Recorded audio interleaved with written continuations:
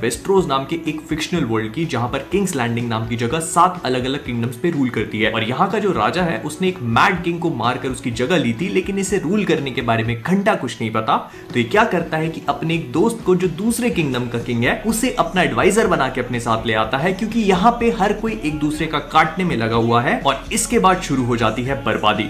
नहीं, शो की नहीं, इन लोगों की जिंदगी की। शो तो 5 सीजन तक बहुत ज्यादा औसम है, और ठीक ठाक 6 और 7 सीजन देने के बाद 8वें सीजन पे पता नहीं शो कौन सी सस्ती मस्ती करना शुरू कर देता है, क्योंकि इतने ultra pro max legendary ultimate dominating light level पे निकल जाता है कि आप लोग सोच भी नहीं सकते। अब जिनको नहीं पता मैं उनको बता देता हूँ कि game of thrones basically George R Martin की लिखी हुई a song of ice and fire नाम की नॉवल सीरीज पे बेस्ड है, जिसके 5 पार्ट मतलब 5 नॉवेल्स अभी तक आ चुके हैं।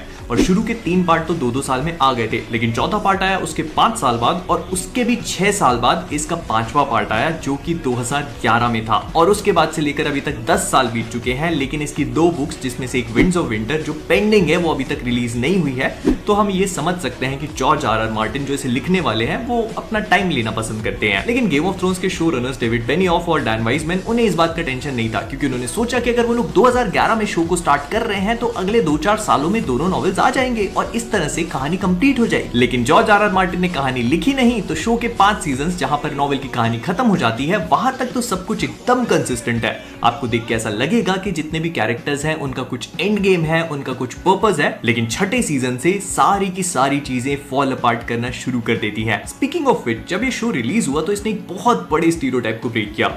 जब भी हम कोई मूवी या सीरीज देखते हैं तो उसमें जो मेन प्रोटैगनिस्ट होता है, मतलब एक ऐसा कैरेक्टर होता है जिसे लेकर हमें बहुत ज्यादा सेफ फीलिंग आती है कि चाहे कुछ भी हो जाए, इसे तो कुछ हो ही नहीं सकता, और उस चीज को प्लॉट आर्मर कहा जाता है। लेकिन गेम ऑफ थ्रोन्स में सबसे पहले वही मरेगा, और इस चीज का सबसे ज्यादा हार्ड रियलाइजेशन होता है नेड स्टार्क की डेथ के साथ, जिसे हम शो का मेन हीरो समझ रहे थे। इनफैक्ट हर एक सीजन में जिस कैरेक्टर को देख के आप लोग ये सोचोगे कि हाँ ये कुछ कमाल करेगा, वो उसी सीजन में इतनी गंदी मौत मरेगा कि आप लोग 10-20 साल तक वो चीज नहीं भूल पाओगे। लेकिन यही चीज इस पूरे शो का सबसे बेस्ट पार्ट है, इसकी अनप्रेडिक्टेबिलिटी। याद करो रेड वेडिंग देखने के बाद कैसा फील हुआ था, और जॉन स्नो की मौत देखने के बाद तो पता नहीं कितने दिल टूट गए होंगे। आज भी गूज़बम्प्स आ जाते हैं। मगर शो अपने आखिरी के 2-3 सीजन्स में इस बात को भी चेंज कर देता है। कैरेक्टर्स की डेथ कम होना तो एक बात है, आपको ये चीज देखकर ही समझ में आने लगी कि अब इस कैरेक्टर को कुछ हो ही नहीं सकता। जिस शो में कैरेक्टर्स को लेकर प्लॉट आर्मर एग्जिस्ट ही नहीं करता था, अचानक ही आखिरी के 2-3 सीजन्स में वो भी बन जाता है। लेकिन 7 सीजन्स तक भी ये शो बहुत ज्यादा एपिक लेवल का है, और इसे देखकर आप लोग बहुत एंजॉय करोगे। मगर 8वां सीजन आने के बाद आपको ऐसा लगेगा कि ये शो आपके मैथ्स के सिलेबस से भी ज्यादा तेज मूव कर रहा है। जिस रायते को इन्होंने 6-7 सालों से फैलाया है, उसे ये अगले 6 घंटों में खत्म कर देते हैं। And let me be clear, इस सीजन के पहले तक गेम ऑफ थ्रोन्स का मैं बहुत बड़ा फैन था। अगर आप लोग मुझसे पूछते कि आपका फेवरेट शो कौन सा है, तो मैं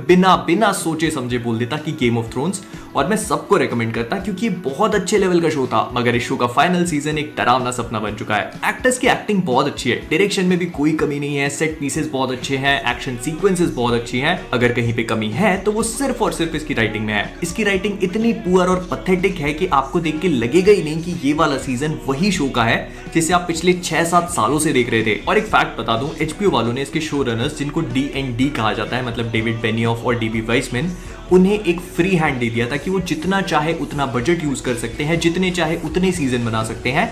इस बुक के राइटर आर मार्टिन साहब ने भी 13 सीजन इमेजिन कर रखे थे अपने दिमाग में, लेकिन क्योंकि इन लोगों को स्टार वॉर्स की मूवी पे काम करना था और ये लोग पक चुके थे इस काम से, तो इन्होंने सोचा कि 6 एपिसोड में कहानी को खत्म कर लेते हैं। अगर नहीं करना था तो किसी और को कंप्लीट कर लेने देते, लेकिन नहीं, अगर अंजलि मेरी नहीं हो सकती तो किसी और की कैसे होने दूंगा। मगर ऐसे मजा नहीं आने वाला। एक एक करके कैरेक्टर वाइज ब्रेक डाउन करते हैं। तो सबसे पहले बात करते हैं सर्सी लैनिस्टर की। सर्सी लैनिस्टर एक ऐसी क्रूर फीमेल है जो शुरू से लेकर आखिरी तक अपने रौद्र रूप को मेंटेन करके रखती है, जो एक बहुत ही अच्छी चीज थी उसके कैरेक्टर के लिए। बट जिस तरह से इसका एंड करा गया वो बहुत ही ज्यादा टेरेबल था। एक रूथलेस क्वीन जिसने अपने जीवन में न जाने कितने लोगों को तड़पा तड़पा के मारा हो, वो अंत में सिनेमा इतिहास के सबसे सस्ते तरीके से मरी है, पत्थर के अपने ऊपर गिरने से। बट ये चीज भी समझ में आती है कि जो सर्सी का एंड हुआ है वो उसके लिए प्लान नहीं था, क्योंकि शो में एक सीन था जहां पे प्रोफेसी होती है कि सर्सी की मौत उसके खुद के भाई के हाथों होगी, जो मुझे एक्सपेक्टेड था कि जेमी होगा, लेकिन क्योंकि जो चीज एक्सपेक्टेड है वो इनको करनी नहीं थी तो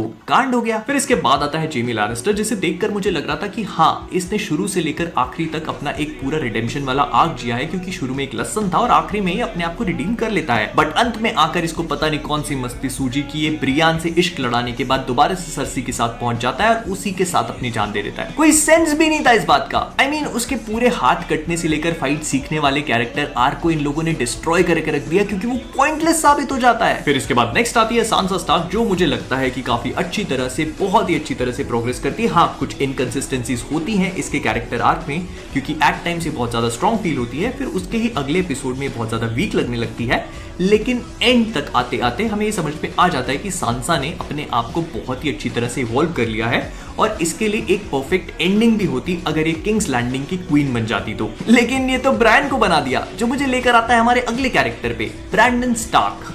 किसने सोचा था कि ये किंग बनेगा? I mean, 3-eyed रेवन को लेकर क्या क्या चीजें बताई गई थी। सबसे पहले इसके डिस्क्रिप्शन में ही ये कहा जाता है कि you are going to fly. और एक बात बताओ, अगर आप किसी भी जानवर के अंदर जा सकते हो तो क्या आप कौवों के अंदर जाओगे या फिर जो वहीं पे 3 बड़े बड़े ड्रैगन्स हैं उनमें से किसी एक के अंदर? फिर लगा था कि शायद बैटल ऑफ विंटरफेल में ये भाई साहब कुछ तो कमाल करेंगे, पर नहीं, वहां पे भी चारा बन के रह गए। और एक बात बताओ, ब्रांड को चारा बना के नाइट किंग को उसके पास बुलाने के बाद का प्लान क्या था? जो मुझे लेकर आता है अपने अगले कैरेक्टर पे, आर्या स्टार्क। अब देखो, आर्या का नाइट किंग को मारना मुझे अच्छा लगा और इसे देखकर मैं बहुत ज्यादा सरप्राइज भी हुआ, लेकिन बाद में मुझे ऐसा लगा कि एक बच्चे के हाथों से 5 स्टार छीनकर उसे संतरे की गोली पकड़ा दी हो। जस्ट बिकॉज D&D कुछ अनप्रेडिक्टेबल करना चाहते थे, उन्होंने आर्या स्टार्क को एक ऐसा कैरेक्टर आर्क दे दिया जो उसकी डेस्टिनी ही नहीं था। देखो, आर्या स्टार्क बहुत फियर्स है और एक बहुत ही हाईली ट्रेन्ड असासिन थी, लेकिन उसका नाइट किंग को मारना मेक सेंस नहीं करता। उसकी डेस्टिनी थी अपने परिवार की मौत का बदला लेना, जो वो करती भी है। ये पूरा का पूरा वोल्डर फ्री वाला सीन बहुत ही ज्यादा ऑसम था और इसे देखकर मजा ही आ चुका था। और जब मेलिसांड्रे उससे बोलती है कि she is going to close green eyes, brown eyes, blue eyes, तो इसका मतलब व्हाइट वॉकर्स नहीं था, नाइट किंग तो बिल्कुल भी नहीं। नाइट किंग को मारने की डेस्टिनी थी the prince who was promised, Azor Ahai reborn की, जिस पर मैं आगे बात करूंगा। फिर इसके नेक्स्ट आती है डेनेरिस टारगेरियन। देखो, अब डेनेरिस ने अपने कैरेक्टर की शुरुआत करी थी ये चीज बोलकर कि वो स्लेवरी को खत्म करेगी, व्हील को ब्रेक करेगी, साइकिल को तोड़ेगी और ये जो पूरा का पूरा इनोसेंट लोगों को मारने का कंसेप्ट है इसको खत्म करेगी। लेकिन अंत में जाकर ये एक पूरे के पूरे शहर को ही जला देती है, जिसमें कई लाखों इनोसेंट लोग थे। क्यों? क्योंकि सर्सी लैनिस्टर बाहर नहीं आ रही थी। अगर सर्सी को ही मारना आपका मकसद था तो आर्या को उसके पास भेज देते, जो एक ट्रेंड असासिन है, और वो सुमड़ी में जाके सर्सी को अपनी निंजा टेक्निक से कब पेलाती किसी को पता भी नहीं चलता। खून करने वाला बैटमैन अपने साथ लेके घूम रहे हो यार। लेकिन नहीं, ये दिखाना है कि अगर पापा मैड किंग थे तो बिटिया को भी पगलियाना है एंड में, तो इसीलिए उसके कैरेक्टर को भी पूरी तरह से तबाह करके रख दिया। फिर इसके बाद आता है टिरियन लैनिस्टर। तो टिरियन इस बात का सबसे बेस्ट एग्जांपल है कि कैसे एक स्मार्ट एंड इंटेलेक्चुअल कैरेक्टर को डम ड्वार्फ में ट्रांसफॉर्म किया जा सकता है। किंग्स लैंडिंग को अकेले डिफेंड करने वाला, अपनी बहन और उसके तानाशाह लौंडे के खिलाफ खड़ा होने वाला, प्यार में धोखा खाने के बाद अपनी माशूका और अपने पापा को अकेले पेलने वाला, ये कैरेक्टर पता नहीं आखिरी सीजन में क्या बन के रह गया। एक के बाद एक इसने इतने बैड डिसीजंस लिए हैं कि आप सोच के हैरान हो जाओगे कि ऐसा कैसे कर सकता है। एक बार इस वाले डायलॉग को दोबारा से याद करके देखो। I wish I was the monster you think I am.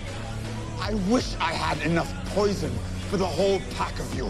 I would gladly give my life to watch you all swallow it. क्या था ये बंदा और क्या बना दिया इसको एंड में। सांसा ने परफेक्टली सम अप किया जब उसने ये बोला था। I used to think you were the cleverest man alive. And speaking of bad decisions, and में यही ब्रांड को किंग बनाता है और ब्रॉन को मास्टर ऑफ कॉइन, जिसको पूरे के पूरे गेम ऑफ थ्रोन्स में सबसे ज्यादा पैसे का लालच है। और इसके बाद आता है जॉन स्नो, जिसके ऊपर मैं एक पूरा वीडियो बना सकता हूं, क्योंकि सीजन 7 तक ये सबसे इंपॉर्टेंट कैरेक्टर था और सीजन 8 आने पर ये सबसे अनइंपॉर्टेंट बन गया। शुरुआत से एक भविष्यवाणी थी कि अज़ोर आहाय रिबॉर्न होगा और एक प्रिंस आएगा जिसका नाम प्रिंस हु वाज प्रॉमिस्ड था, और वो लॉन्ग नाइट या फिर नाइट किंग का एंड करेगा। अब एक बात बताओ, आर्या कहाँ की प्रिंस है?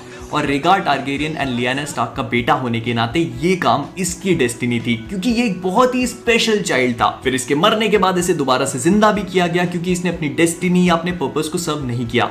तो क्या था इसका पर्पस? डेनेरिस को मारना? मैं बताता हूँ इसकी डेस्टिनी क्या थी। नाइट किंग के साथ एक एपिक फाइट सीक्वेंस में उसको जान से मारने का काम जॉन स्नो का था, आर्या स्टार्क का नहीं। लेकिन एंड में क्योंकि शो रनर्स को कुछ अनएक्सपेक्टेड करना था, तो उन्होंने वक्त बदल दिए, हालात बदल दिए, जज्बात बदल दिए। और एक बार हार्ड वाली इस फाइट को याद करो जहां पर जॉन की इस वॉकर से फाइट होती है और वो इसको मारता है, तो क्या फील आया था। और फिर लास्ट आता है द नाइट किंग।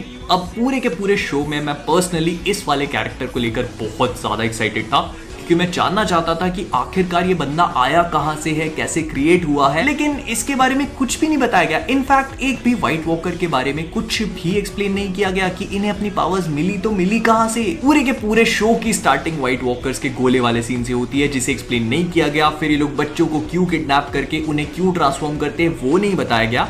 फिर इनकी जो पूरी फोर्ट्रेस वाला सीन था उसके बारे में कुछ एक्सप्लेन नहीं किया गया। एक बार सोच के देखो, शो का मेन डायलॉग है विंटर इज कमिंग। अरे विंटर कौन है, कहां से आ रहा है, ये तो बता दो अकल के दुश्मन।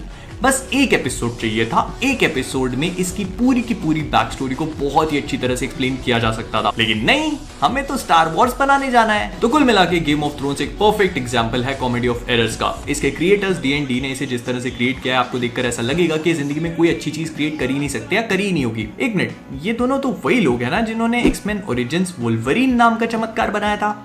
हाँ, तो इसका मतलब इन्होंने कुछ अच्छा क्रिएट नहीं किया। शो के 5 सीजन्स जहां तक नॉवेल लिखी जा चुकी है, उनकी कहानी बहुत ही ज्यादा एपिक लेवल की है और बहुत ही कांस्टेंट लेवल पे चलती है।